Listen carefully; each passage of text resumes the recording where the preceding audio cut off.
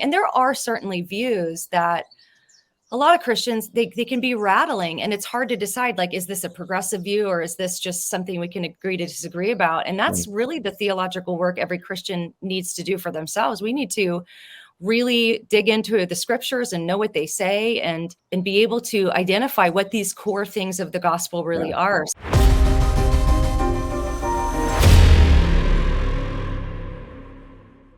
Welcome to a Theological Dust-Up, hosted by FreeThinking Ministries. I'm Dr. Tim Stratton, and with me today is a rock star. I mean, literally, I had her CD back in the day, and she's also the author of a great book warning us of the dangers of what she refers to as progressive Christianity. Now, this term is hard to define, but it often seems like one knows it when they see it. Well, today's guest seeks to provide some clarity on this issue in her book, Another Gospel: A Lifelong Christian Seeks Truth in Response to Progressive Christianity. So, ladies and gentlemen, please welcome Alisa Childers. There she is. Hey, Alisa. Hey, Tim. Good to be with you. Well, it's great to be with you. How have you been doing? Good. It's been a while. I remember we met for the first time I think it was 2017, maybe.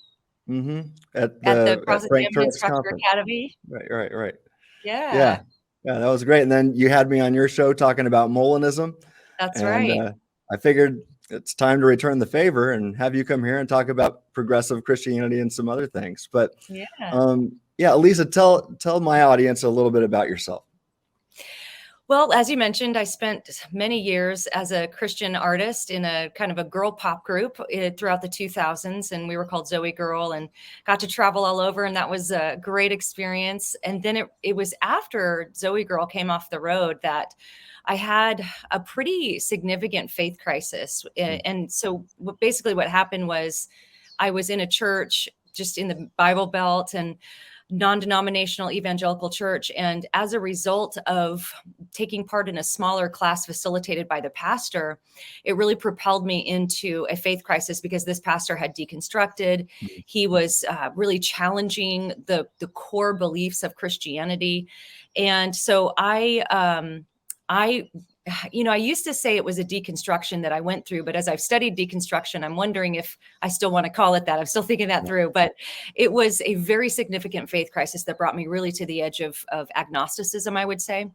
And then the Lord used apologetics to help rebuild my faith. And so today what I do is I run a YouTube channel and a podcast, and sometimes I still blog, and just trying to help Christians to really know why they believe what they do, just like you do, Tim, but also focusing in on the movement of progressive Christianity, because that's really what facilitated my faith crisis. This church went on years later to really identify themselves as a progressive Christian community. So at that point, I started really studying the movement and reading the books and all that stuff. So that's kind of what I focus on today, and got a couple of books, and I'll just see what the Lord does from here.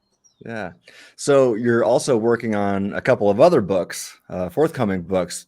Tell us just a little bit about those. What can we look forward to? Well, I'm pretty excited about this next one I have coming out October 18th, and it's called Live Your Truth and Other Lies. And then the subtitle is Exposing Popular Deceptions That Make Us Anxious, Exhausted, and Self-Obsessed. Wow. So in this book, we're swinging a little wider. We're looking at the popular slogans that come from culture, but also kind of through the vehicle of progressive Christianity into the church. Things like live your truth, you're enough just as you are, you're perfect just as you are, God just wants you to be happy, authenticity is everything. And so we kind of talk through some of these slogans. We show how they fail just on a logical level. Then we go to the Bible and we get to see the much more beautiful story the Bible paints for just even what we are as humans and who we are in Christ. So we talk about that. And then another book that I'm currently writing, I'm writing with Tim Barnett, who runs the Red Pen Logic YouTube channel, works with STR. And we're writing a book on deconstruction. And this one it is a beast to research deconstruction because it means so many different things to different people. So we're kind of landing the plane on the writing of that one, and that should be coming out about a year after this one coming out next month. Awesome. Well, I can't wait for that. What's the title of that first book you were talking about? So the one that's coming out next month is called Live Your Truth and Other Lies. Oh, what a great title. Thanks. Did you come up with that? One of the lies we deal with in the book is live your truth. It's kind of like, that's the big one, right? That's Right, what right. everybody is talking about. Oh, that is great. And Tim Barnett, he's a man after my own heart. You know, we're kind of twins. Yes, you are. We're like First and Second Timothy, and you know the bald head Timothy's anyway. But that's right. Well, great. I can't wait to read those. But yeah, give us the main thesis and the big idea behind Another Gospel. Right. So what I did was research the movement as it manifests in books, online, just everywhere where people are calling themselves progressive Christians or associating together under that name. And really what I discovered is that, you know, as you mentioned, it's nearly impossible to define. And that's because it's progressive. It's very fluid. There's a broad spectrum of beliefs that fall under the umbrella of progressive Christian. You can have one progressive Christian who affirms the bodily resurrection of Jesus, and you can have another one who doesn't. And they're okay being in unity together because really the way progressive Christianity works is just different than Christianity has worked historically. And so the big thesis in the book is, well, and let me say one more thing to get to the thesis. What I did discover, though, in researching the movement is that although they're very diverse in what they might affirm about Jesus and the nature of reality and things like that, they seem to be very united in the things they deny about historic Christian beliefs. And so if you trace that along the narrative arc of the gospel, if we want to say it's creation, fall, redemption, restoration, there's now again, when I'm talking about progressive Christianity, certainly not saying every person who calls themselves a progressive Christian believes X, Y, and Z. But the thought leaders, the people who are promoting the movement, writing the books, leading both online and in print, this is pretty much the consensus as I've found it. Really? And that would be a very different view of creation. Many progressive Christians are panentheistic in their view of creation. So God is in everything and everything is in God. And then that actually sets the foundation. Sorry, there's a plane. I'm outside. That's And right. I don't hear the birds chirping. But there's That's all right. There's a general consensus, it seems to be, that progressives are not going to deny that humans are sinful, that we sin. But what seems to be unanimous is that there's a denial that sin would separate us from God. And I think that's built upon that foundation of creation that's basically teaching, it's going to flow out of Darwinian evolution. There's a lot of involved sort of in that beginning stage there. But ultimately, as human beings, we sin, we make mistakes, we're wrongheaded, but that sin wouldn't separate us from God. So in progressive churches, very often you'll hear that the gospel message is really that you just need to realize how beloved you are, or you need to realize how united with God you already are. You've not ever been separated. If there's a separation, it's just in your own mind. It's sort of a self-imposed separation. And so then you continue through the fall and then the redemption element. Historically speaking, Christians have understood that at the cross, there's a reconciliation provided for human beings with a holy God, right? It's through the blood of Jesus. It's, whatever words you want to use to describe it, Jesus' death being sacrificial in the sense that separated humans have the opportunity to be reconciled to a holy God. Then you have the resurrection, the return of Christ, and the final judgment.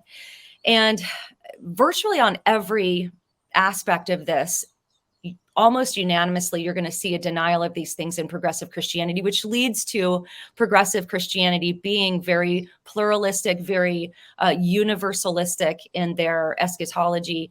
And so that's sort of the big thesis. So the big thesis in the book, it took me a minute to get there, is that the gospel that's being preached in progressive Christianity is another gospel. So that's what I explore in my book.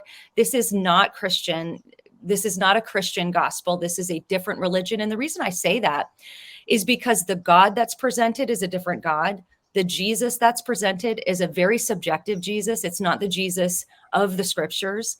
And it lands you in a type of faith that doesn't provide reconciliation with God sinful humans to a holy God. So that's the thesis, and that's what I explore in the book and defend that in the book.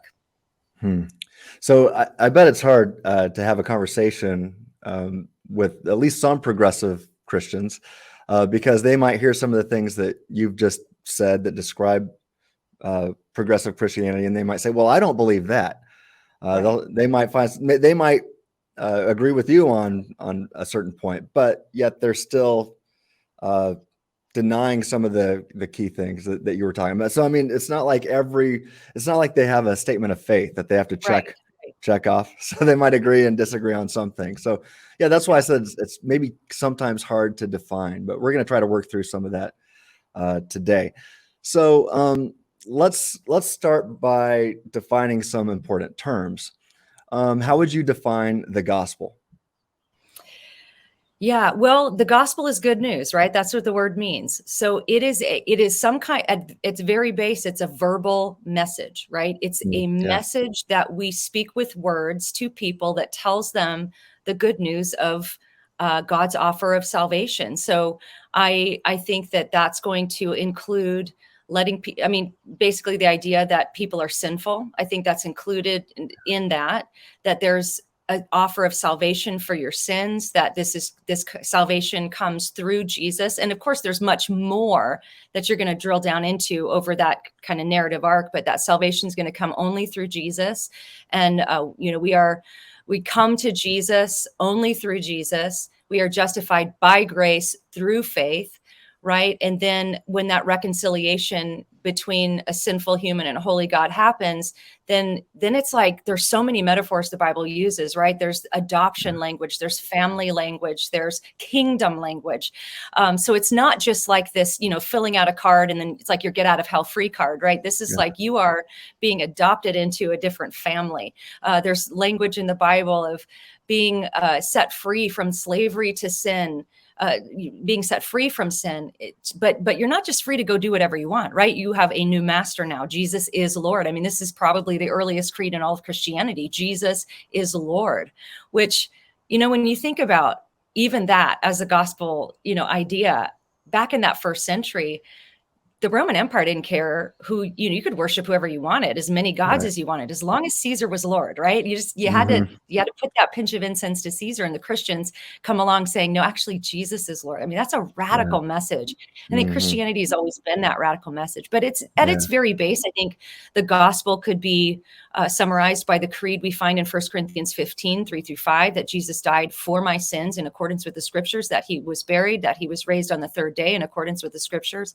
They appeared to Cephas and the 12. So you have these core beliefs that form the foundation of what that gospel message is.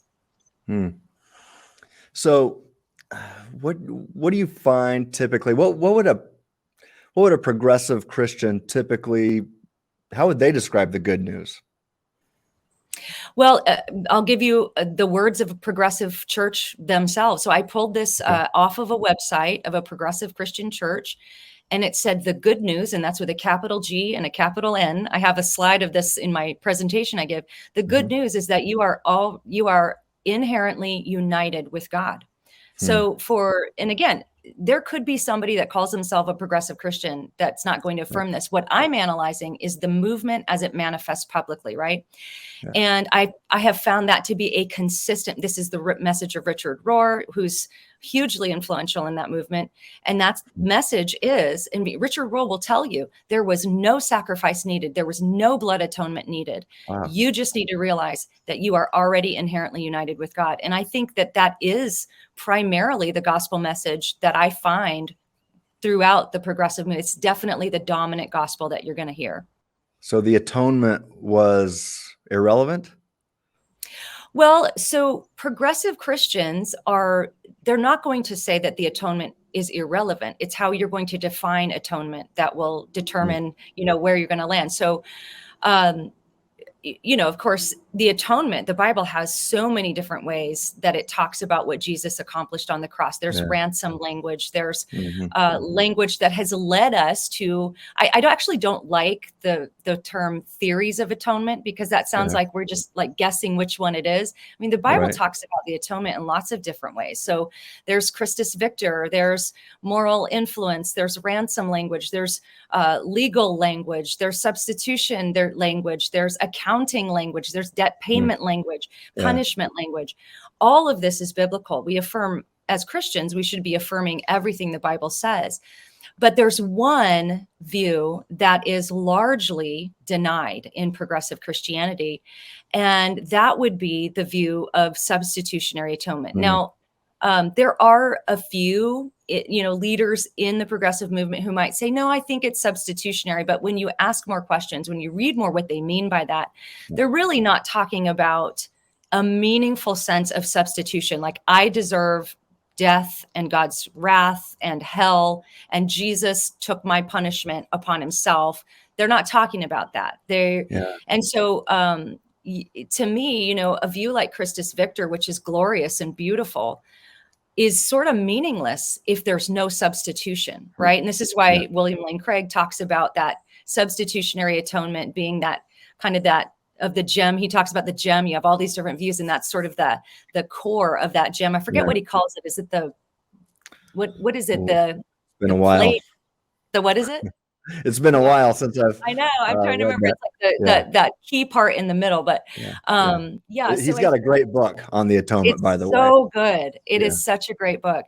But yeah, so and then there's differences, right? So you have just a broad understanding of what substitutionary atonement might be. And I would say what that would be for the average Christian who may have never read a theology book. That's just going to be the most base level understanding of, like, he did this instead of me, right? That's a substitution. But from that, you're going to get penal substitutionary atonement, which has to do with punishment. And then a lot of progressives conflate penal substitution with penal satisfaction. There's actually two different angles, right? So you have Anselm with his satisfaction theory, which brings in the idea of the wrath of God. And so, I affirm all of that. But even just at the basic level, I think that for Christianity to be Christianity, you'd have to understand Jesus' atoning death on the cross to at least include a substitutionary element. So that's what we talk about in the book. Okay. I'm going to ask you some more questions on this point later. But let's, we said that progressive Christianity is hard to define. Give it your best shot. How would you define progressive Christianity? Okay. So in the most succinct way that I can, I will say this. Progressive Christianity as a movement is a movement of people coming up and out of the evangelical church that are open to reinterpreting, redefining, and even rejecting core historic doctrines of the faith. And so that might be my most succinct definition. But along with that, I would say it's nothing, there's nothing new about the beliefs. You sort of have that theological liberalism that came out of Germany, but there's also, like, you have this postmodern ethic that comes with it. Like, some of those early theologically liberal theologians probably wouldn't have been on board with the trans ideology that we see. Whereas in progressive Christianity, that it seems like there's a marriage of those, like that kind of postmodern stuff with the theological liberalism. But in my view, in my research, as it's emerging, it's really specific to the evangelical church. So yes, we saw these ideas go through the mainline Protestant churches. We see those in decline, but now it's in the evangelical church. So I think that's the difference maybe between, like, a classical theological liberalism and progressive Christianity as it manifests today. All right.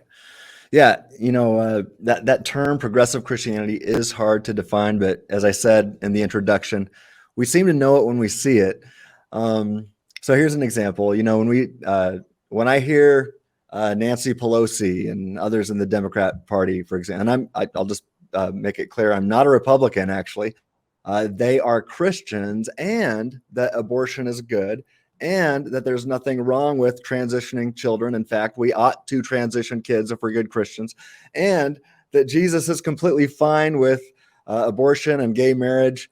then it seems clear that one has progressed into something opposed to the law of Christ. And indeed, it seems to me, tell me if I'm going too far here, but it seems to me that the term progressive Christ following is oxymoronic.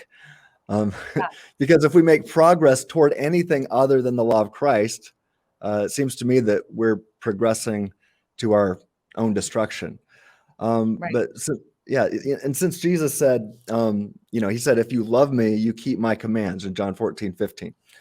And so if that's the case, it's not irrational to at least assume, to give it our best educated guess, that these progressive Christians who seem to be advancing ideas that do not align with the law of Christ, it seems fair to say and rational to infer that they do not love Jesus based on what Jesus said, even if they provide lip service to the contrary and say that they do love Jesus. But I don't know, that it seems to me that it's reasonable to infer that these folks are not really saved and that they are only Christ followers in name only. So I agree with you. It seems to be another religion. I mean, we would say that about Mormonism. They don't have the right view of God. They don't have the right view of Jesus. They don't have the right view of the gospel. They tell you that they love Jesus. And honestly, many of the Mormons I know seem to keep the law of Christ better than many Christians I know. But we would say, but that is a different religion. It's a cult of Christianity. So do you think it's fair to say that progressive Christianity is a cult of Christianity? I've been asked this before. I don't know if I would call it a cult in the Walter Martin sense, right? Walter Martin would talk about cults being, now certainly on the nature of Jesus. I think that a strong case could be made that people like Richard Rohr, at least implicitly, if you read his book, Universal Christ, if you read some of his other materials, he's not going to say outright in the book, Jesus was not God. He's not going to say that. But it would be a very natural conclusion based on everything he says about Jesus and what Christ is. There are statements in the book that heavily would imply that Jesus is not God, at least in the sense that we have always understood Jesus to be God. You could easily conclude from the Universal Christ that Jesus is God in the same sense, Tim, that you're God, or that you are Christ, and that, Rohr will say that he dedicated the book to his dog. He said he was Christ to me. So there is definitely the sense in which there's at least an implicit or very soft understanding of Jesus' deity. But also Walter Martin, I believe, characterized, I have to brush up on this, but I believe there would have to be almost like this personality figure that, and I'm not sure progressive Christianity would have just one of those. And because it's such a broad umbrella term, I don't know if I would squarely put it in to where I would say cult, but it's cultish. There are definite things about it that are cultish. It does, I'd have to think about that one a little more, because there are definitely elements of cultish. I went on the cultish podcast and they even asked me, do you think that Richard Rohr and the Universal Christ is a cult? And I actually think you could make a stronger case for that being more of a cult than progressive Christianity as a whole movement, because then you do have the personality, the charismatic personality figure at the middle of it. But ultimately, is it going to lead someone to a stronger view of Jesus' deity? It will not.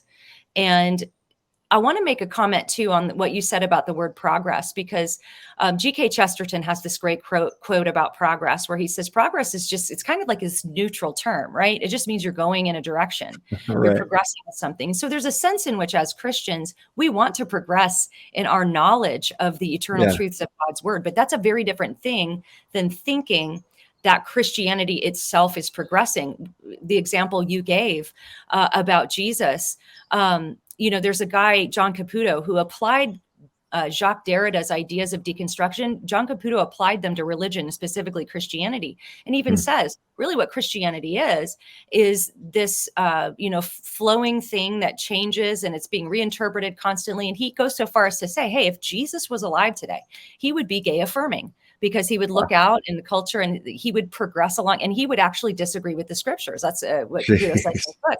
And so, he's, a very influential figure in the progressive and deconstruction movement. So yeah, there's a very big difference between, Tim, you and I progressing in our knowledge of scripture, which is good. We want to do that.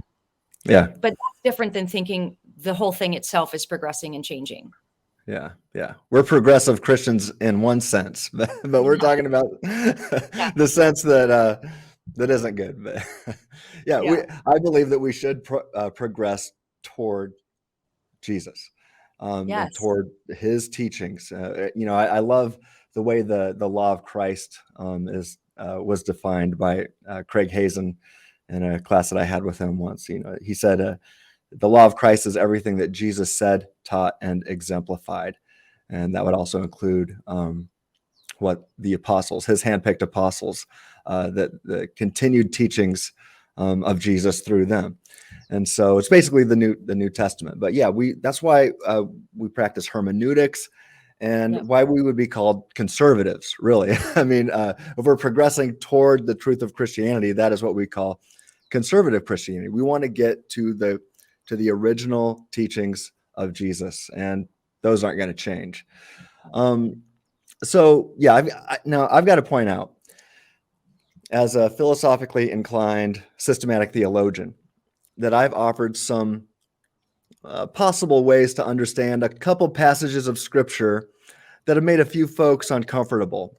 So when push comes to shove and I'm forced to venture into dangerous waters, the dangerous waters of speculative theology, sometimes I get myself into a little bit of trouble. In fact, some have probably referred to me as a progressive Christian because I've said I was open to models affirming different views of hell. So I do, to be clear, I do believe in an eternal conscious existence divorced from God and all who love him. I refer to that as eternal hell, and I've argued for that position based on logic alone, not referencing any Bible verses, lest one accuse me of begging questions. However, with that said, I do think a strong case can be made biblically for that view. Moreover, however, I've also said that annihilationism, that I can't rule it out completely. And so I say, well, yeah, that's my fallback position. And that as a Molinist, I've also said this has got me into a lot of trouble. I said, well, I'm a hopeful universalist, even though I have argued, including in my book, I argued that universalism is probably false and that there's not good biblical reason to hold that view. But after all, what Christian who is sincerely loving all people as themselves shouldn't hope for all people to eventually come to Christ, even though you don't think they probably will? So what exactly am I hoping for, even though I don't think it's going to happen? I'll just explain this quickly. As a Molinist, I've argued and discussed how I hope for a feasible, freedom-permitting world where evil is ultimately defeated and all people eventually choose to love and follow Christ into eternity, even if some need to experience billions of years, give or take, divorced from God and their objective purpose of existence in hell. So if that world where the doors of hell are locked from the inside, as C.S. Lewis would say, if that world is feasible for God to create, then there's no doubt in my mind that a maximally great and perfect God would create it and make it reality. Here's the deal. I just don't think that world probably exists. So I don't think that possible world is a feasible world. Now, I've gotten into the deep philosophical waters, so I encourage people to go to my website, freethinkinc.org or freethinkingministries.com and read the blogs I've written on the differences between possible and feasible worlds. But anyway, Alisa, here's my point after all of that. Although I think it's irresponsible to teach universalism as true or probably true, as it seems that many progressives do, I do think we can reasonably hope for it since we're commanded to love all people. So what do you think, Alisa? And feel free to pull no punches and disagree with me here. Am I Yes. out in left field on this topic? And am I a progressive on this issue? No, I would not say you're progressive because well, and we can touch on annihilationism too.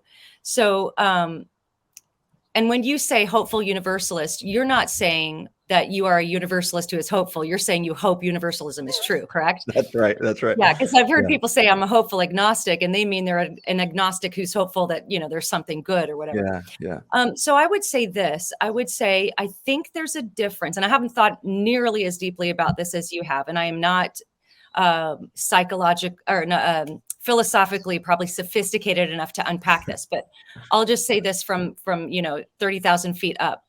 I do think there's a difference between hoping for universalism to be true, because there's different models of that could look different to different people. That could mean everything from, like you said, billions of years of some sort of like a rehabilitation facility to just God letting sin into heaven, right? There could be so I would probably say, the Bible says that God, I don't want to get this verse wrong, but what's the one where it talks about it's his will that all would be saved, right? He wants everyone to come to a saving knowledge of Christ.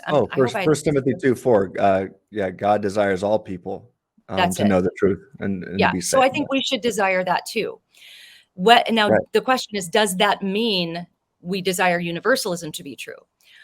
Because if universalism is not true, then our hope and desire would be that all people in this life before death would come to know Christ. Right. And so this is where I think for me, I don't do a lot of speculative theology. I think what I am more comfortable saying is I'm going to pray and hope that everybody I come in contact with will know and love Jesus and walk with him all the days of their life before death, because that seems to be the clearest picture of what's been revealed to us is going to happen. It is appointed once for a man to die and then judgment.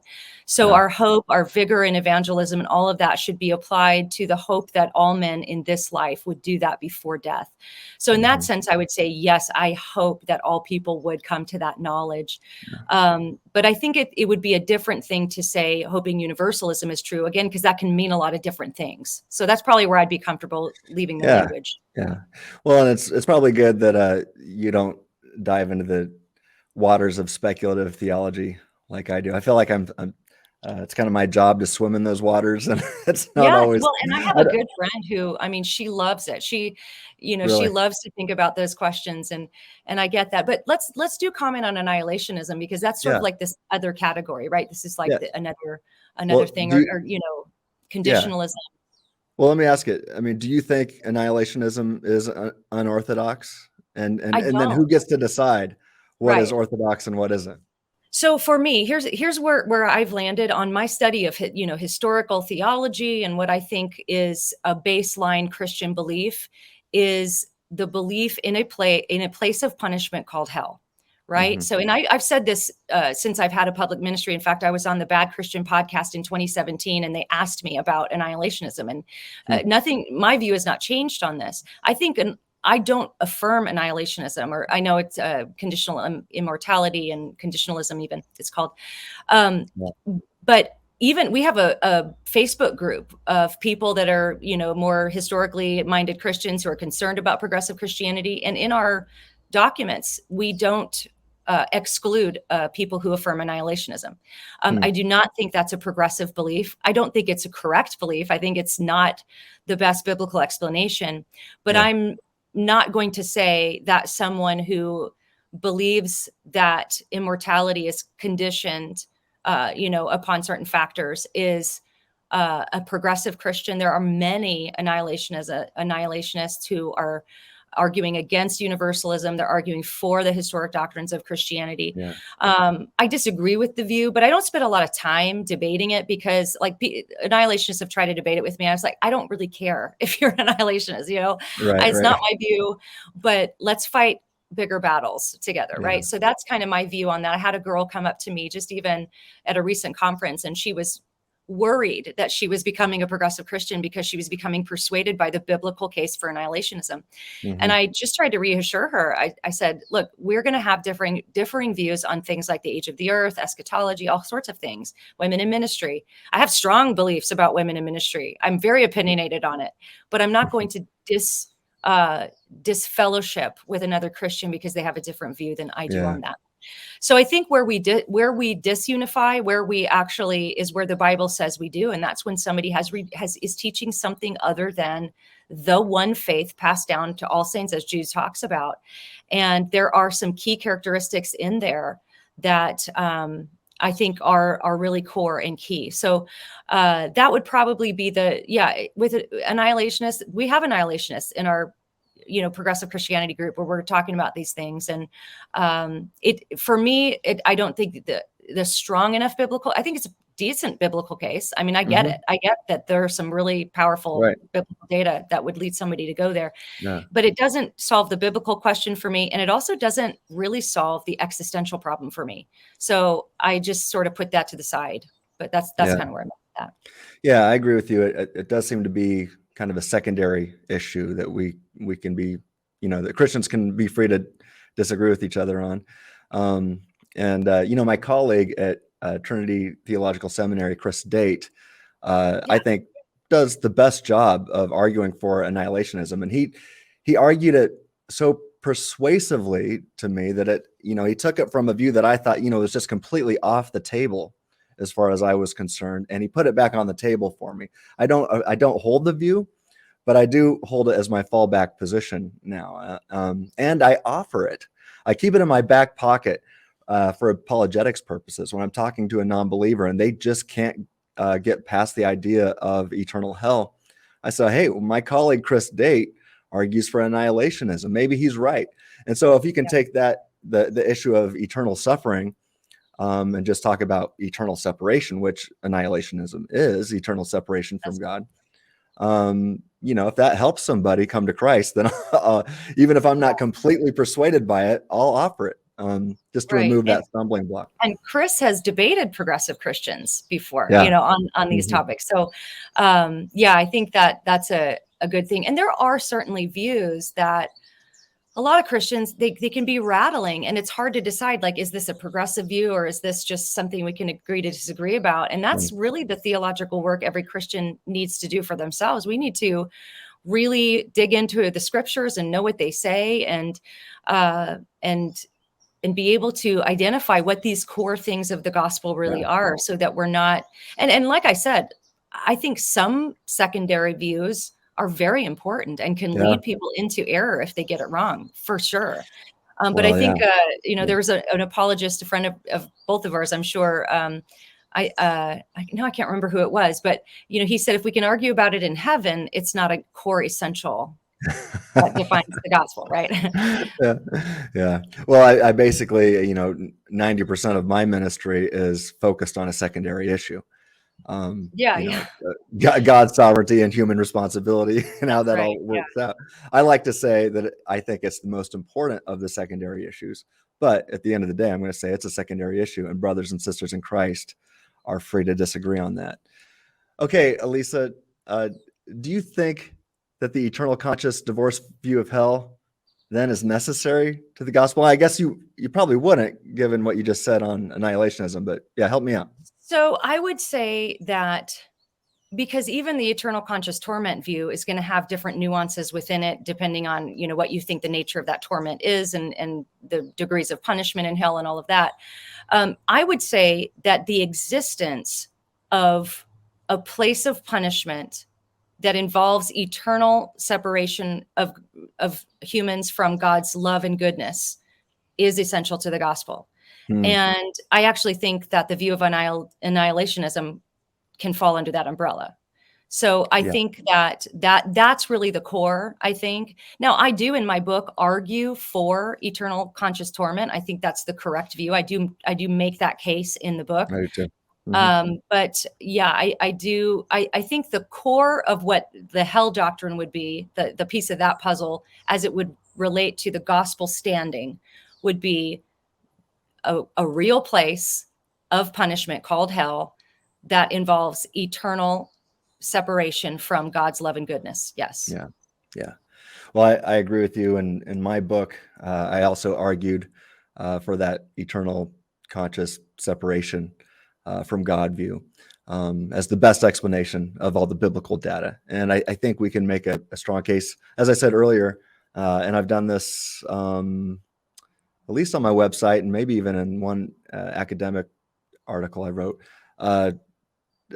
just making this case via logic alone without referencing scripture. So it's nice to have a 1-2 punch in different data sets that are reaching the same conclusion. But anyway, it sure seems hard to make sense of salvation if some view of hell isn't true. We got to be saved from something here, you know. Right. So let's keep talking about hell. When you say that progressive Christianity is another gospel, do you mean to say that the leaders of that movement are going to hell? Oh, what a good question. So one thing I'm really careful to make distinctions with, I have never, at least to my knowledge, and if anybody finds anything online of me saying, you know, such and such a person is going to hell, I will retract that. I will say, I do not have the power to declare that someone's soul is condemned to hell for eternity. I don't have that power. And I've never, to any of my memory, made a speculation like that. In fact, interestingly, I've only actually used the term false teacher publicly in reference to 2 people. So I'm very careful to not judge the state of someone's eternal soul, especially with progressive Christianity, as it is such a spectrum and it is something that progresses from one thing to another. So I have suspicions about that, but I would never speculate on the eternal state of someone's soul. Now, what I am called to do biblically, what you are called to do, what we're all called to do, is to identify what are being taught as false gospels that do lead people to hell. If someone comes into Christianity via Richard Rohr and they read the universal Christ and they think that's what Christianity is, they are not going to go to heaven. You know what I mean? Because they will not be offered the real gospel by which they can be saved, right? Now, is Richard Rohr going to hell? That's between him and God. I'm not going to speculate that, right? But biblically, so Jesus used the word wolves. He said that there will be these people coming in and they're gonna look like sheep, right? This isn't going to be like the atheists from the outside the church saying, hey, you need to disbelieve. These are people who are going to present themselves as Christians. They're going to say, you know, we are Christians. This is Christian belief. But Jesus said these actually are not sheep. He said they're wolves. Now, how are we going to recognize who these people are? Jesus said you'll recognize them by their fruit. And so we look at what the New Testament largely means when it's talking about fruit, and specifically the words of Jesus. I have videos of this on my website if anyone's interested to go deeper. But fruit means obedience. It doesn't mean good feelings. It doesn't mean, oh, it gives you peace in your life. Good fruit means obedience to Christ. And bad fruit is sin. So if there's a teacher who is teaching you to sin or okaying your sin, these aren't my words, this is Jesus' words, that person is a wolf. Now, from there, if you define somebody as a wolf, I'm still not going to make any sort of definitive statement about the state of their soul. That's between them and their judge. I am not their judge. God is their judge. Right. But, and also, I don't think that speaks to their motive either. I think if I had to guess, most progressive Christian leaders are utterly sincere. They truly believe that they are speaking the truth. They are not like going in going, ooh, I want to be a wolf today. I'm going to pretend to be. I don't think that's their motive. You know, I think that that's a different question. Does somebody know they're a wolf? Are they? I think there's probably some of those on both sides, right? You know, there's probably on both sides. But ultimately, the progressive Christians I've encountered and read, I'm totally persuaded that they are sincere. They truly believe this.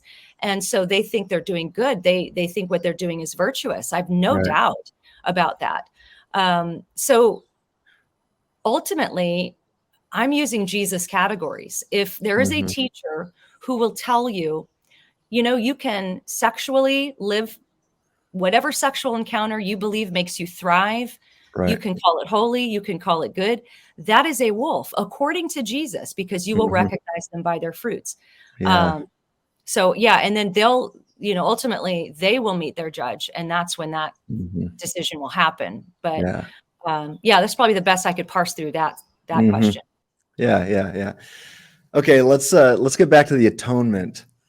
All right, so it's your position that penal substitutionary atonement is a core essential of the gospel, right? I mean, I think the doctrine is true. I agree with you, but is one damned to hell if they disagree with you on this matter? So I would say this. I took a soteriology class at DTS, or audited it. Sorry, I didn't take it for credit, but I audited a soteriology class at Dallas Theological. And I thought that the professor framed this beautifully.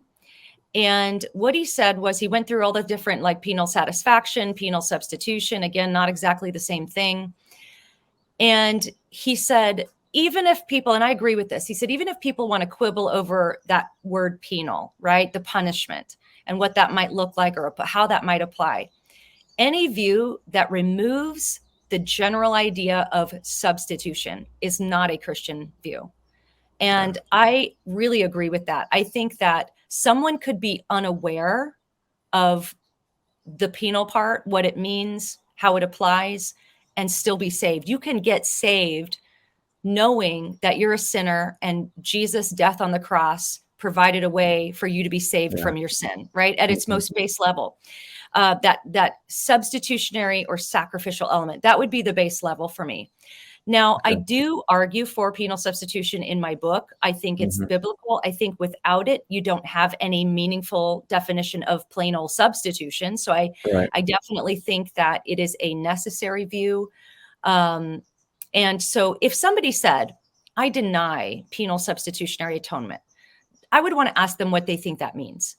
Because there are a lot of different ways people will define a broad doctrine like that. And so what I've discovered is that even sometimes people will say, I affirm substitution, just not penal substitution. But then what you have is you really don't have any meaningful mechanism of atonement. So I think they're very closely linked, but somebody could be quibbling over that penal word or penal substitution versus satisfaction and be a Christian, certainly.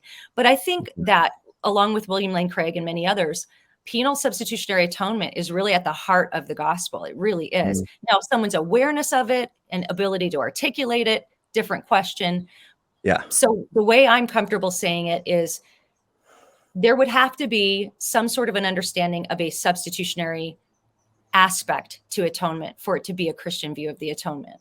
You can't have, like, in other words, you can't just have moral influence. You can't just see Jesus as somebody who models what forgiveness looks like, and therefore the atonement is just doing what Jesus did and following in his example. Because you can do that. You can follow in Jesus' example. But if he hasn't provided a way to cleanse you of your own personal sin, then you're just going to be a really great person until you die and go to hell, right? So it's meaningless without that penal substitutionary element. But again, someone's awareness would have to just, at least on a base level, implicitly include a substitutionary element. Yeah, I like that. Okay, so you often talk about historic Christianity or traditional Christianity. Aren't you just defending evangelicalism against progressive Christianity with that language? So this opens up such a can, right? Right. So it was very important to me when I wrote my book. It's very interesting. This question takes on new meaning now that I'm researching the deconstruction movement, because so much of the deconstruction movement is largely aimed against evangelicalism, right? So I'll put that to the side for a second. When I was researching for another gospel book, it was very important to me to come up with a term like historic Christianity, because what I wanted to make sure I wasn't doing was just defending one little movement like evangelicalism that appears for a moment in history and might be gone tomorrow. I don't know what's happening. It's changed a lot, as we know.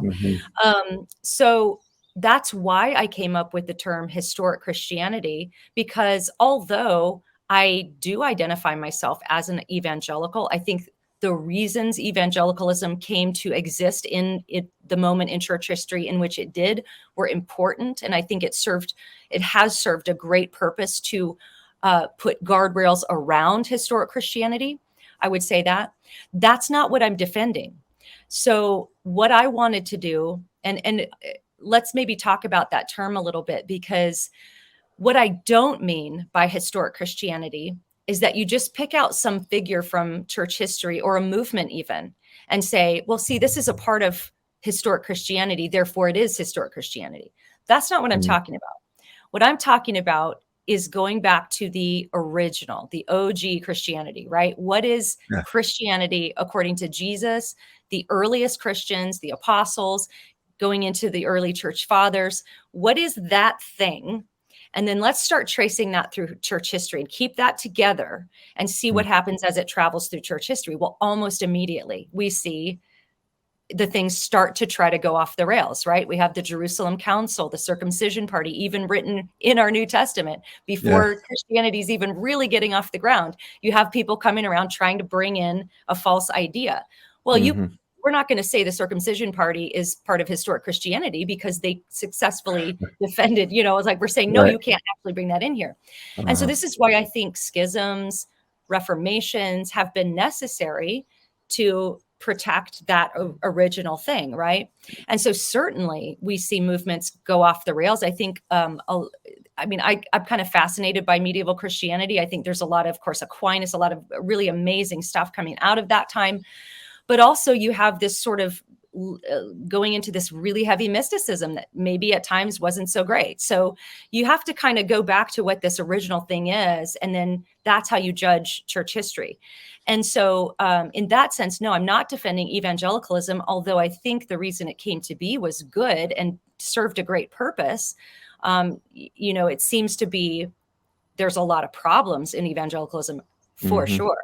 So no, I'm not here to say I'm defending evangelicalism. I don't think someone has to be evangelical to be a Christian. Yeah. Well said. All right, let's shift gears here and talk about a certain guy named Richard Rohr. I think you already mentioned him today. Do you think he is unorthodox? Oh, yes. I would have no hesitation using the word heresy to apply to what Richard Rohr teaches. Now, he's a bit of an anomaly in progressive Christianity in that he's Catholic. So typically the leaders that have been at the forefront of this are ex-evangelicals, right? And so he's a bit of an anomaly, but here's the thing that's so fascinating about Rohr.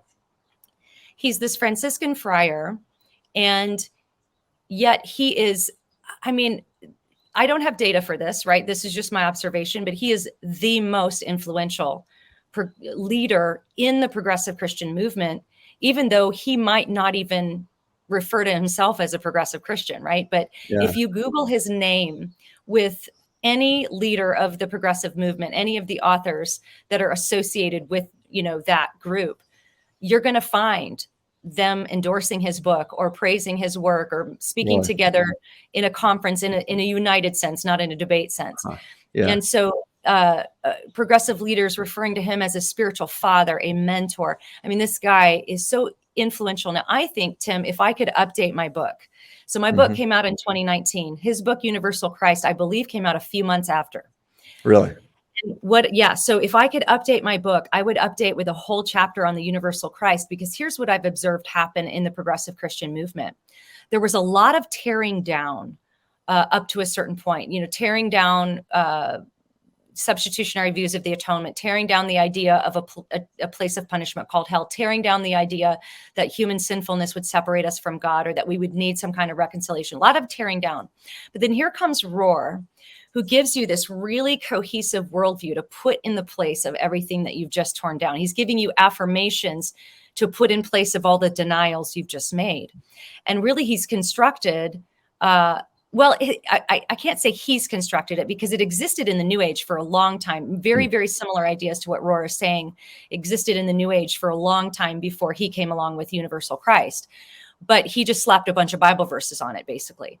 So you have this sort of cohesive worldview. It answers the deep questions. Who are we? Where are we going? What's wrong with the world? How does it get fixed? All the big worldview questions he's answering. So what I've observed just even in the last 2 years is that this universal Christ idea has become the dominant expression of progressive Christianity as far as, I mean, you go on virtually any deconstruction site, even if they're not Christians, and they're going to say, this is a helpful book. You should read Richard Rohr's Universal Christ, right? Yeah. So, yeah, I think I have no hesitation using the word heresy to apply to that book and what he's teaching. He outright denies that humans are separated from God, that they need any kind of salvation, and really teaches the panentheistic view that you already have like this divine essence in you, and you just need to look inside yourself and basically embody this universal Christ consciousness like Jesus did. He calls Jesus a model and an exemplar of the human and divine united in one body. So this separating Jesus, and he starts with a bit of straw man. He says, hey, guess what, guys? Christ isn't Jesus' last name. And like when I read that, I'm like, yeah, no kidding. Right. Who thinks that's Jesus' last name, right? Yeah. But Right. he's turning Christ into this cosmic reality, and he calls it his incarnational worldview. So in Rohr's view, when God created, it's not like a hard panentheism, although philosopher Doug Groothuis, who has been a critic of Rohr, he argues that Rohr's view actually does bottom back out into a flat pantheism. But even just to be charitable and say it's not that, but it's panentheism, Rohr believes that when God created the world, which is different than pantheism, there is a creator in panentheism, but he poured his spirit into all created matter. So he kind of filled it like a hand fills a glove. And so in Rohr's view, he calls the incarnation, the first incarnation is creation, right? So this Christ essence, this Christ reality, it's his word, it's how he describes the word logos, right? This is the explanation of all reality, is in all created matter. And so really we need to embody it, we need to embrace it, we need to realize it, rather than have this. And I mean, he actually says, if you think that he doesn't believe in individual salvation, so it's universal salvation. If you have this kind of view, he says you're really kind of just in this beginning immature phase, like basically Christianity as it's been historically expressed. You're kind of immature. You need to do the work. You need to realize this. So Wow. yeah, I get my hackles up when it comes to Rohr. He's one of the people without hesitation, is a false teacher. According to any possible biblical definition of that phrase, Rohr is a false teacher. Yeah. Now, I've heard that he does not accept the label progressive Christian, Right. but that's just semantics at that point, right? I mean, you're saying that he is advancing a view that is not the OG Christianity that you're talking about. And that's what we mean by he's progressing toward anything but the law of Christ and the teachings of Jesus. Yeah. And this might be a good place to comment on the fact that there are several very influential figures in the movement, or at least that are very popular in the movement, who would not apply that label to themselves. So some examples would be like a Brian Zahnd. Brian Zahnd says that he is not a progressive Christian. But his book on the atonement is the dominant view in progressive Christianity. That's what they love that book. They appeal to that book. Another example would be somebody like a Matthew Vines, who says, he's not a progressive Christian, yet his sexual ethic is what is used and accepted and celebrated and passed around in that movement. So certainly there are people. And interesting new one here is Peter Enns. So Peter Enns just very recently said, I'm not using the phrase progressive Christianity anymore. I'm using the phrase adaptive Christianity. I actually think that's worse. But so like I said, the movement is changing, morphing, progressing, all of these things. But at some point, we just have to call it something, right? We can't. I mean, it's fine. You don't want to call yourself a progressive Christian. Fine. Let's talk about your ideas. Let's talk about what you There believe. you go. That's fine. Yeah. But from a broad 30,000 foot flyover, there has to be a way for us to identify, okay, there's all these people moving together, doing conferences together, supporting each other's work, doing all the podcasts together. It's like us in our apologetics world, where Tim, Right. you and I disagree on a lot of things. Like I'm still not a Molinist. I just can't quite get there, but I like it. It gives me some existential comfort. I like it, but I'm just not quite there. But Right. we're brothers. Like we work in Yep. the same circles. So Yep. to say that we're apologetics, even if I don't call, I might not call myself an apologist, or I might, but we're in that world. You got to call it something at some point. And I'm not going to start calling it adaptive Christianity because Pete Enns has changed his title. They're all the same people moving together, sharing endorsing each other's books, all that, conferences together. So you got to call it something. So I'm just calling it progressive Christianity, but acknowledging at the same time, not everybody who's associated is going to use that term. Yeah, since you brought Peter Enns up, can you tell us a little bit about what he advances? So, well, Peter Enns is an interesting figure in that he's a respected scholar, right? He's Harvard trained, was at Westminster for a while. And but he started to sort of rethink his view of the inspiration of Scripture and how we talk about the Bible. And at that point, whatever he was referring to himself as, he was, for example, a mentor to someone like a Rachel Held Evans, who is a cornerstone of the progressive Christian movement, right? So his ideas have been very, very influential in progressive Christianity. And so I was kind of surprised, honestly, when he was endorsing Richard Rohr, because I thought that, I don't know. I just thought, well, surely Pete Enns wouldn't, but he has Rohr on his podcast and says the universal Christ is the biblical Christ, right? So he's on that train too. But yeah, he's one of the scholars. It's kind of like the evangelical movement. You're going to have your scholars, you're going to have your lay people, you're going to have your person in the pew that might not even know half of this is going on. Then you have your pop level promoters of it, the social media faces. There's all the people, and so he would be on the scholar end of it. He's one of the scholars for sure. Okay.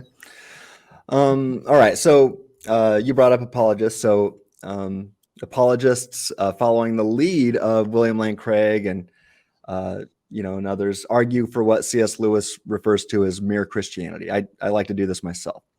And with the rise of atheism today, I think this is a great tactic and a fantastic place to start.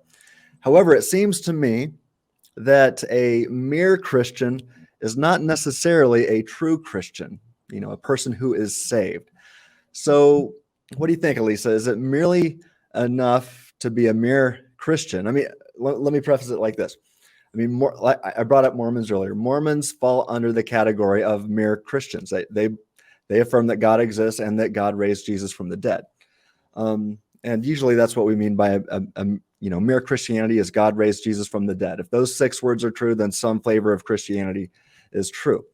But yeah, Mormons will tell you that they love Jesus, but can a person truly love someone if they don't know who they really are?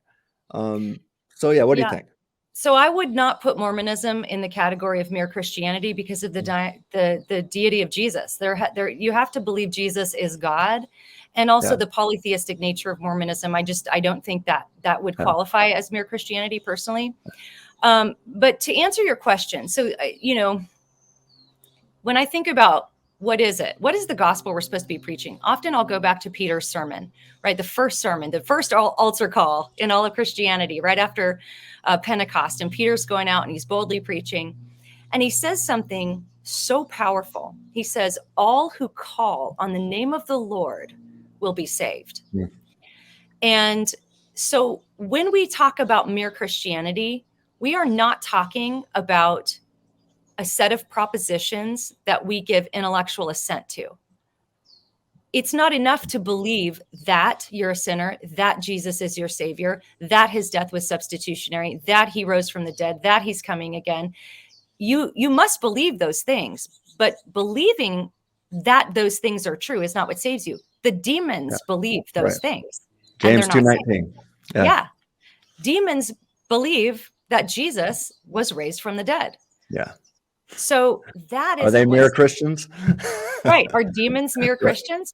Yeah. So this thing Peter says, all who call on the name of the Lord will be saved. And I was listening to a sermon by Alistair Begg. I should say that kind of quietly on your podcast, right? Because he's such a hardcore Calvinist. It's all right. But, That's all right. but he said something so profound. He stopped there and he said to his audience, he said, have you done that? Have you called on the name of the Lord to save you? And I stopped. I was out running and I was like, I stopped and I was like, have I done that? And I thought, I could think of many times throughout my life I've done that. But I asked my kids that night, guys, have you called on the name of the Lord to save you? And so there's a difference between belief that, I mean, you must believe certain things about the person you're placing your faith in, right? You can't just call out to some abstract concept to save you, right? So there's an intellectual element, right? But there's faith in that's different, right? This is the necessity of faith that the Bible talks about. This is an active trust in the person of Jesus Christ, about whom you need to know a few things, right? You have to know you're not just putting faith in a pantheon of gods like in ancient Egypt. So there are some intellectual elements involved. But it's kind of like the example I use when I talk about this at conferences and things is that, you know, to come to, like I'm here in Oregon. I live in Nashville, but I'm in Oregon. To get to Oregon, I had to get on an airplane. Now, it's one thing for me to believe that the airplane will get me to my destination, that the pilots are well trained, that the mechanics have all done their jobs, that they've checked everything. It's one thing for me to believe that that is true. But I haven't put active trust in it until I put my body on the airplane. Now, once I put my body on the airplane, now I'm putting trust in all of those things, right? And so I think for Christianity, it would be a mistake to say that you're just checking boxes. Like, I believe Jesus is my savior. I believe this. Have you called on the name of the Lord to be saved, right? And that's, I think, the element that we sometimes miss. I think that's why a lot of our churches possibly might be filled with people who like Christianity. They believe that these things are true, but they haven't personally put active trust in the person of Jesus. And so those things are going to be working together. And so, you know, how that might apply to other religions are, like, I would actually call Mormonism another religion. You know, could there be a Mormon who heard about Jesus and calls on the name of the Lord to save them? And I mean, now I'm doing speculative theology, right? There you go. I think in theory, someone could do that. And then the Lord is going to superintend, the Holy Spirit's going to superintend that and bring them the truth and bring them the real gospel, right? We see this happen with Muslims. I have a friend who worked with Muslim refugees. And one of the reasons she did that is because she wanted to share the gospel with them. And she told me that all the time she would be sharing the gospel, particularly with women. I don't know what the connection is there, maybe because she's a woman and she was talking with the women more. But she would share about Jesus. And she said it happens all the time where they'll say, I already know about this person who's like, he's been coming to me in my dreams, because there was a sense in which they called out to the Lord to save them. And so the Lord answered their call, right? And so then she was able to bring that full circle and share the gospel. And then they were able to trust in Jesus as their savior. So there's a lot of moving parts, I guess I would say, but it's not enough to give intellectual assent. Although the reason, see, I fight so hard for those boxes, because when people are trying to change the gospel, then they're changing someone's ability to really call on the name of the Lord. People can think they're saved if they're following the universal Christ, right? And so these boxes are worth defending. They're important boxes, and we must check them. But that's not what saves you. What saves you is putting trust in the person of Jesus Christ. Well said. That's a great answer. All right, so let's shift some gears again. You mentioned evolution earlier. So I want to talk about that. If one affirms Adam and Eve and that they were real historical persons, but then offers a model showing how this view is logically compatible with evolution from a single-celled common ancestor or whatever, would that person be a progressive Christian? I mean, let me tell you, in the final chapter of my book, although I'm clear that I do not endorse, or I should say affirm, this model, I do offer a model, a possible model, showing that Adam and Eve were real historical people, and demonstrate that that proposition could be compatible with a specific view of theistic evolution if Molinism was true, even though I don't think even though I don't think evolution's true. Light reading for Um, the average Joe, right? no. I mean, it's just a lot of, again, speculative theology and trying to connect some dots that people thought were not connectable. So, am I in dangerous waters when I do such things? Possibly. So I'd have to read your argument. Yeah. Here's how I would answer that. Mhm. So this is where, I'm not reformed, but this is why people think I'm reformed, because I'm just like I'm just like, what does the Bible say? Right. So Mhm. here's the thing.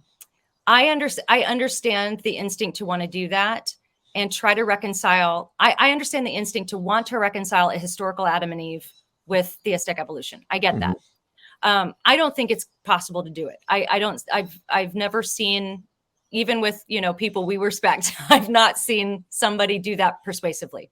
Yeah. For me, again, in the creation debate, whether you think the earth is old, whether you think it's young, the hill all die on is Adam and Eve. Now that's me. Now, another question is, am I going to say someone is a progressive Christian or not a Christian? Even let's say if they affirm theistic evolution, I'm not going to say that. I'm not going to Mhm. say Alistair McGrath is a progressive Christian, right? Mhm. So that's one of those issues that I'm going to get real heat. I'm going to I don't like it. I don't like when people are trying to go there. I just don't like it. But am I going to say someone's progressive or they're not a Christian if that's what they're trying to do? Absolutely not. I mean, look at William Lane Craig, who's one of the Yeah. fiercest defenders of historic Christianity, writing Yeah. one of the greatest books ever on the atonement, right? I mean, this guy is not a progressive Christian. And yet, he's wanting to reconcile a historic Adam and Eve with theistic evolution. I don't like Mhm. it. I wish he'd get off that. Get on something else. Come on, WLC. Drop it. I wish he would. But no, that Have you read doesn't that mean book? I have not. No, I have Okay. not. I don't even want to. I would if I had time. But Okay. I am not, no, there's no. And there are things I disagree with somebody like a William Lane Craig on. I don't like his definition of inerrancy. There's things I don't like, but he's my brother in Christ. And we're going to Yeah. have these debates, right? And even somebody who's more of a theistic evolutionist than that, I'm not going to say they're not a Christian. Now, questions like that, if you have pastoral staff that's taking official positions, that you're going to assess, do I want to go to church here? Is this where I want to fellowship? There's all Yeah. kinds of questions about how that's going to bleed down into the practical. But no, I wouldn't. The very fact they're trying to retain a historical Adam and Eve shows me they're trying to hold on to historic Christianity, Right. right? So when I mentioned Darwinianism as it relates to progressive Christianity, there was an interesting conversation our mutual friend Sean McDowell had with a progressive Christian who really said that evolution is like one of the pillars, and I hadn't thought about it from that angle, but I think it's true as I've researched the movement that if you get rid of the idea of whether you want to call it original sin, or even let's just say in a broader sense that humans have an inherently sinful nature within them, because even Eastern Orthodox would affirm there's something about you that is inherently sinful. They're not going to agree that there's guilt imputed from that or whatever, but just even this most basic idea that we are broken, right? Something's Yeah. wrong with us inherently. We're not inherently good, which in progressive Christianity, often we're taught original goodness, original blessing, that kind of thing. And so if you're trying to maintain the idea that there needs to be reconciliation from sin, you're not a progressive Christian. But in progressive Christianity, when Darwinian evolution is assumed to be true, then you don't have that. You don't have the fall. You don't have this this inherited sin nature, or any sense in which humans are sinful at birth, right? You don't have that in progressive Christianity because there's this acceptance of Darwinian evolution. So really, we're just kind of morally evolving, or however they might explain it. But Mhm. yeah, I do think that's kind of a foundational pillar. Like there's not going to be many progressive Christians who are saying, that Genesis is to be taken in any sense literal.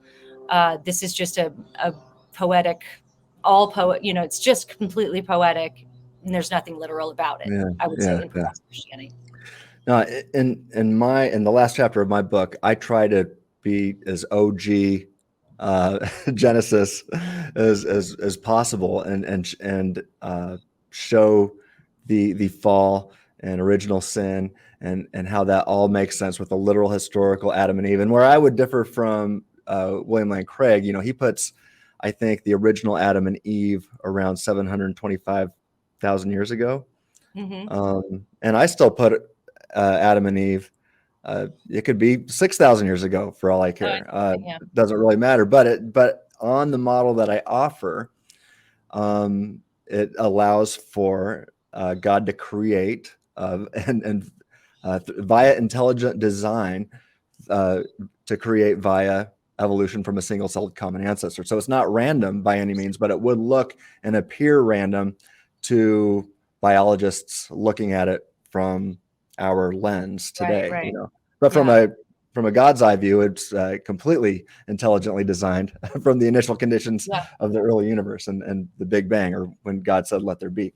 So now I could be wrong on that. And again, I don't even affirm the model and say this is true. I'd be curious to read it, though. I'd be curious to see how you've answered some of those questions. That'd be interesting.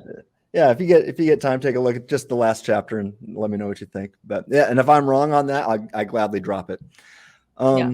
Okay, so speaking of our books, your book, Another Gospel, and my book, Mere Molinism, they were both published, I think, around the same time in 2020, right? You were 2020, right? 2019, but October, so just before 2020, yeah. Okay, cool. So now, I think you mentioned something about this earlier. I've since changed my view on a couple matters that I wrote, and become, I've become aware of a few things that I wrote that I would now kind of, I think the big ideas are still correct. Yeah. But I feel like I was kind of sloppy in how I worded a few things. So with that, I'm currently working on a second edition of Mere Molinism. About halfway done right now. It's going to be way better and much bigger than the original. But with that said, if you were going to write, you mentioned if you were going to change some things. I can't remember what you said you would change. I would add a chapter on universal Christ for sure. Okay. Yeah. Addressing that. Do you think that that's a possibility? Would you write a second edition in the future? Boy, I would love to. I think that it would be that, honestly, I think that might be a good thing to do after I'm done with this third book. That I think that might be a really good idea, because there are some things that I would definitely do a chapter on universal Christ. I would, of course, since that book came out, critical race theory, which was sort of bubbling under the surface, and I do talk about it in Another Gospel. I think I would expand that. Yeah. I would probably clarify some things regarding atonement, and because I think there have been some people who, now I've gone back and looked at the wording. I think it's defensible to say I'm never claiming that you have to hold these views to call yourself a Christian, but maybe just a sentence or two clarifying that I'm arguing for this view, but I'm not saying you're not a Christian if you don't affirm every nuance of it, right? So I might do a few clarifying sentences like that. And yeah, that's an interesting idea. I would be really open to doing that. Well, I think it'd be great, because there's been a lot, like you said, so much has happened since the book has come out, just in our culture in general. There's been, I think, some unfair critique of your book. I think if somebody's charitable and really kind of wrestling with the big ideas behind your book, I don't think there's any problem. But like I said, even with me, there's some things that I can tighten up. There's a few places in my book where I felt a little sloppy now that I look at it. And I can clean those up. And I think, like I said, I think the big ideas behind your book are rock solid. But, with some of the nitpicking going on out there, I think you can tighten a few things up and add maybe a couple more chapters or at least sections. Oh yeah, well, the movement itself has progressed so much even since the book came out. And I think the thing for people to bear in mind too is that, largely speaking, the book Another Gospel is a theological memoir. This is not a systematic theology. This is not a academic analysis of the movement of progressive Christianity. I really wanted this to be very story driven. So half the book, at least 50% of the book, is storytelling, right? So this is my memoir of walking through this. Largely speaking, I think it's a theological memoir. So this is sort of documenting what I was thinking, what my questions were, where I looked for answers. And of course, there is analysis of the movement that is, going to be threaded throughout the book for sure. But it's a difficult task to accomplish storytelling that includes theological analysis. And so I think that's one thing to bear in mind too, is that it is, largely speaking, a memoir. It's a theological memoir. In fact, Nice. I considered for the book that was going to follow up another gospel, doing a more systematic, analysis. So this is another gospel is a lay level book. It's for the average person in the pew to just try to get their hands around this thing, how to understand it.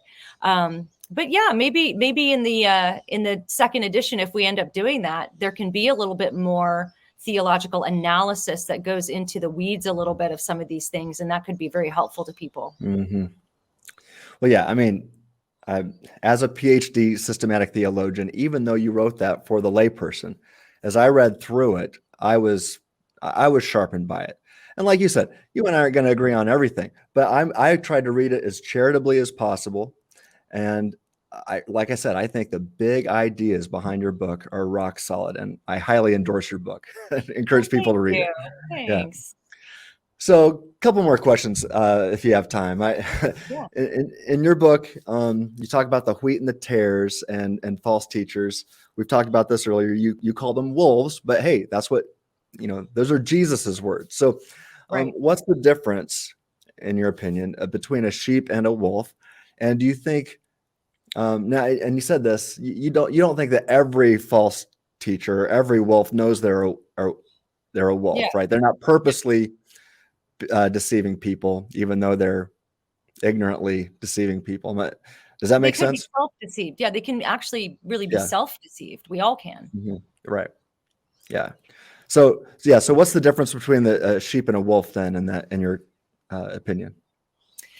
So it seems, from what I can understand Jesus is saying there, is that a wolf is not a person who's just confused, right? A person who's like trying to hammer it out. They're really confused about things, but they're not actively trying to bring other people into their ideas.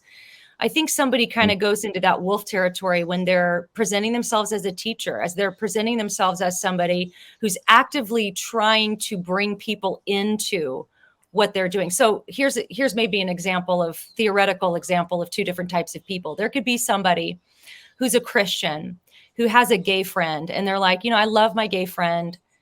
I'm really confused about what the Bible teaches about that. How can I reconcile these things? I don't know what to make of it. And they might even have a season where they're either doubting what the scripture says, or they're, maybe reinterpreting it. And that's part of their journey, but they're not like on Instagram saying, hey, you're all wrong about this and you need to become gay affirming, right? This is like a person who's confused. They're wrestling with the Lord about it. They're searching the scriptures. They're trying to figure out.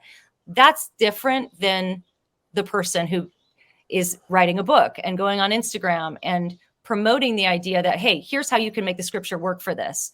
And here's how you can use the scripture to affirm this. Or maybe the scripture got this wrong, or maybe the scripture is not reliable anyway. And so I think maybe the difference between an actual wolf, because the wolf implies that they're hurting other people, right? Mm-hmm. A wolf Yeah. goes into the sheep pen, right, and picks off the sheep, right? So that would be, I think, how you could carry that metaphor. But I also talk about the wheat and the tares, and the point of that I went a little deeper into that than I thought I was going to, but it's really fascinating biblically how the Bible says, like, even in the same church, you're going to have wheat and tares growing up together. Like in both of our churches, Tim, wherever you go to church, in my church, there are people who are not Christians who come to church. They're tares. I don't know who they are, but, and the point of Jesus telling that thing is, we're not supposed to get our sickles out and start hacking it down. He's like, I'll take care of that. Right. At the end, we're going to harvest, and that's when we're going to separate everybody. But your job is to be faithful. So there's sort of all these different biblical categories: wheat, tares, sheep, wolves. And so, yeah, I think when it comes to a wolf, I wouldn't have put somebody in that category unless they're actively influencing others and picking off sheep, in other words. Yeah. That's a good answer, I think. All right, Alisa, one last question. And I know we talked about this briefly before, but I want to give you a chance to really hammer home this point, because as I was telling people about this conversation that I was going to have with you, some folks are still confused. And so I want you to make it clear. Do you think that salvation equals intellectual assent to propositions? Or is salvation faith in Jesus? Because it seems that some think that you claim that it's intellectual assent. So is that true? Help us out. No, it is faith in Jesus. And I actually do say this quite clearly in my book, Another Gospel. I'm going to read you a quote. Now, this is in the final chapter of the book when I list a set of beliefs that every Christian must believe. There's 8 things. I follow Norman Geisler on this, and it's really basic stuff. Like, I'm a sinner. I need it. Jesus is my savior. Jesus is God. Jesus is man. All the really, really basic things. But here's how I frame it after that part. I say, now, are the doctrines I've listed simply intellectual propositions, as British progressive pastor Dave Tomlinson implies in the quote that opens this chapter? The doctrines themselves might be truths about who God is and how he works in the world, but I agree with Tomlinson that faith isn't a set of propositional statements. Faith is trust in a person, Jesus. That is trust based on truth and evidence. You have to know some things about him in order to follow him and trust him. Think about it this way. If you love someone, you want to believe the truth about them. Knowing and believing true things about them does not equal accepting intellectual propositions, even if they're presented in lists. So then I parse that out, how that looks as you would apply it to the list. Like, if you recognize the truth about your soul, you know how desperately you need God. Well, that's human depravity, right? If you cry out for him to save you from your sin, that involves Christ's atoning death. So I go through all the propositions and show how this is done by putting faith in Jesus. It's not checking the boxes. It's like Peter said, have you called on the name of the Lord, right? That's it. That's what it's about. So that's in your last chapter of the book, right? Yeah, chapter 12. Yeah. So obviously, a lot of these people that are complaining haven't read your whole book. Maybe, I don't know. But, sometimes I think that one of the things I personally try to avoid when I'm analyzing a progressive book, it can be tempting to want to latch onto the one quote that you think makes your point and not give them the benefit of the doubt of saying, okay, let's let them clarify that for themselves. And so I always try to do that, to give the charity to the book of saying, okay, this isn't exactly what they're saying. One example of this is in Brian McLaren's book. He says, Christianity isn't just about, original sin and getting out of hell free and all this. And the temptation could be to say, look, he's saying it's not about those things, but he's not. He said it's not just about those things. So he's not denying that those things are true, at least right there. I think, he goes on to sort of deny some of that stuff. But in that one quote, it can be tempting to find the gotcha quote and then say, that's what he means. Well, that's not actually what he means. So we just have to be charitable with each other. And again, I mean, I don't mean to get into too deep waters here, but we have to, when it comes to communication and words, like Jacques Derrida, the postmodern philosopher, didn't believe words could be pinned down to singular meanings. The intent of the author had no more bearing on the meaning than the interpretation of the hearer. Let's not be that way with each other, right? Yeah. Let's try to understand the author's intent. And I think that's always a good goal. Yeah. Well, amen to that. Well, again, I just want to close by saying that I love your book. And look, there's no theologian, apologist, or pastor that I agree with across the board on everything. I say that William Lane Craig has probably had the biggest influence on me, but he and I disagree on a small amount of things, right? J.P. Moreland has had a huge impact on my ministry and my theology and my philosophy, but there's still things that we disagree with, and we're writing papers together. But look, we can disagree with a few things, but I think if one is charitable, one can read your book and, like I said, agree with the big ideas behind the book. And look, even if they don't agree with every jot and tittle of your book is, I think, a very important book. In fact, I've been buying it as gifts for people recently, and I go down to the local bookstore and make sure that they've always got your books in stock there, and they do. So I just want to encourage people to get it if they haven't read it yet.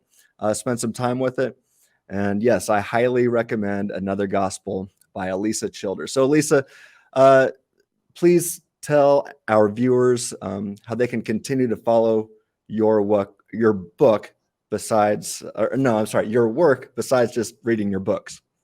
Yeah, thanks for that. So everything's available on AlisaChilders.com, but go to YouTube, search my name, and I have long form podcasts each week where I interview great people. Like I've had our friend William Lane Craig on. I've had Gary Habermas recently, just talking about issues that are important to the core of the historic Christian faith. And then we also analyze some progressive Christianity. Lots of deeper analysis, more than you can just fit in a book, is on the podcast and the YouTube channel. The Alisa Childers podcast is my podcast stream. And so AlisaChilders.com for all those links. Awesome. Well, I just want to encourage all of our viewers to make sure you go subscribe to everything she does and buy her books and continue following the work of Alisa Childers. So Alisa, thank you so much for spending this time with us today, and we'll stay in touch. All right. I loved it. Thanks so much. Awesome. All right. Well, God bless, and everybody stay reasonable.